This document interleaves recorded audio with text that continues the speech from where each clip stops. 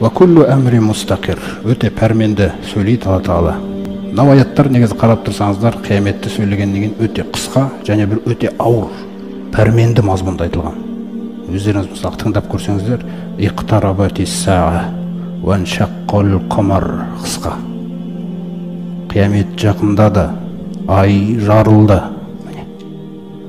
Ва ияру аятан юғриду ва яқулу сихру мустамир. Қандай да бір аятта мұғжизаны көрсе, теріс айнала салады. Және де бұл жалғаса беретін сиқыр дейді. Ва каззабу, өтірікке шығарды. Ваттабағу ахуаахум, көңіл қалауларына ілесті. Ва куллу амрин мустақир дейді. Әрбір істің осы дүниеде, құрметті жамағат, әрбір істің алдын ала белгіленіп қойылған ақыры бар. Әркімнің істеп атқан ісінің ақыры бар да. Ешбір іс жоқ бұл жердің бетінде, оның ақыры болмағанда, оның нәтижесі болмаған. Әрбір іс өз нәтижесіне кеп тоқтайды дейді, қараңыздар. Жақсылық жақсылыққа кеп тоқтайды, жамандық жамандыққа кеп тоқтайды. Арғы түбінде қорытындылап келгенде қай жерге тоқтайды деген кезде, әрбір жақсы іс жәннатқа барып тоқтайды. Әрбір жаман іс тозаққа барып тоқтайды. Одан басқа аяқ жоқ. Міне, одан басқа жоқ нәрсе. Жәннат, тозақ. Пайғамбарымыз саллаллаху алейхи өзі Құрайыштарға айтқан кезде, қалай ұйықтаған болсаңдар, солай өлесіңдер дейді. Қалай ұйқыдан оянған болсаңдар, солай қайта тірілесіңдер. Сосын орындарың не мәңгі жәннат, не мәңгі тозақ болады дейді. Осы екі нәрсеге қарай баратқан нәрсе ғой, құрметті жамағат. Иншиқоқ сүресінде Алла Тағала айтады, мысалы, я айюхал инсан, ей адам баласы. Қалай сөйлесіп отыр Алла Тағала? Ей адам баласы, иннака кадихун иля раббика кадахан фамулақи. Қараңыздар. Сөзсіз сен еңбек етіп жүрсің дейді қазір осы өмірде. Мұсылман да еңбек етіп жүр. Қараңыздар. Мұсылман емес те еңбек етіп жүр. Иманды да еңбек етіп жүр, имансыз да еңбек етіп жүр. Нақты көріп тұрмын дейді, екеуінің де шаршап жүргендерін дейді Алла Тағала. Кадахан деген сөз, яғни еңбектеніп, шаршап жүрсің дейді сен. Қатты еңбектеніп атсың дейді да. Кадихон иля роббика кадахан. Ей адам баласы, сен осы дүниеде қазір қатты еңбектеніп жүрсің дейді. Бірақ білесің бе қай жаққа келетқаныңды дейді. Осы нәрсе жоқ қой, иман жоқ жерде. Бірақ сен қай еңбекті еңбектенсең де, иля роббика, Раббыңа қарай келетсің дейді, қараңыз. Сөйтіп Раббыңа жолығасың дейді. Осымен аяқталады дейді сенің еңбегің.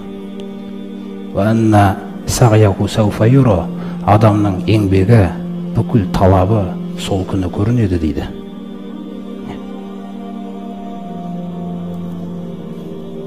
Осы нәрсені Алла Тағала бізге баяндап жатыр. Ва куллу амрин мустақир. Әрбір іс алдын ала белгіленген ақыры бар. Әрбір іс өзінің нәтижесіне кеп тоқтайды.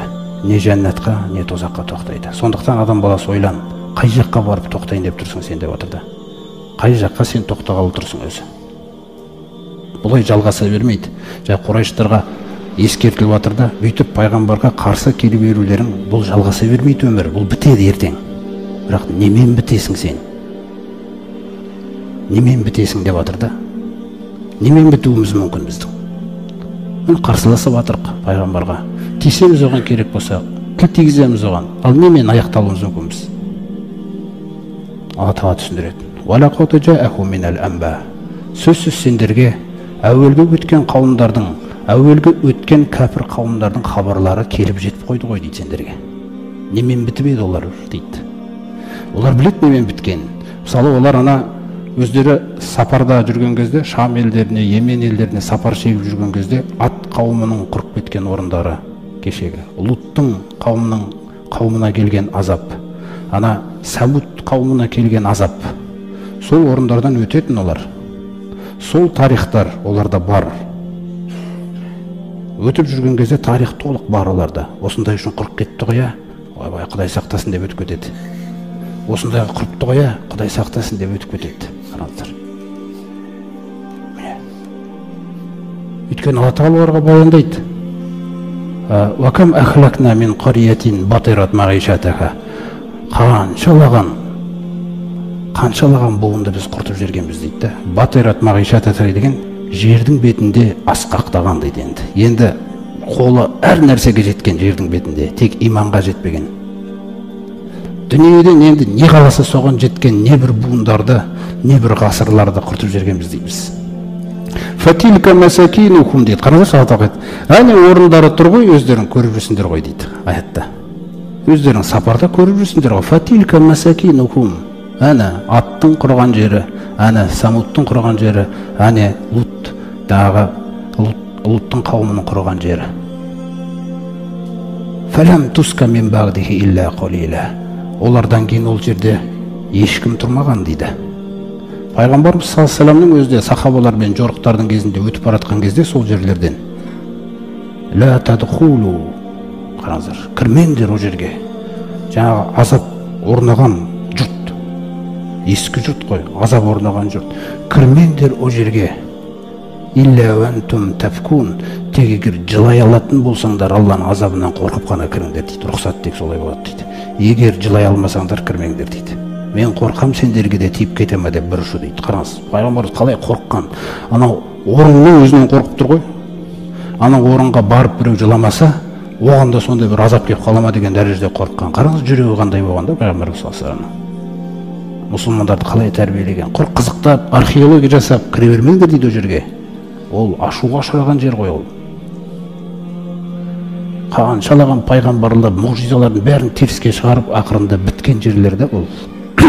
Солардың әрқайсының хабарын сендерге баяндадық қой дейді. Елші арқылы баяндадық міне.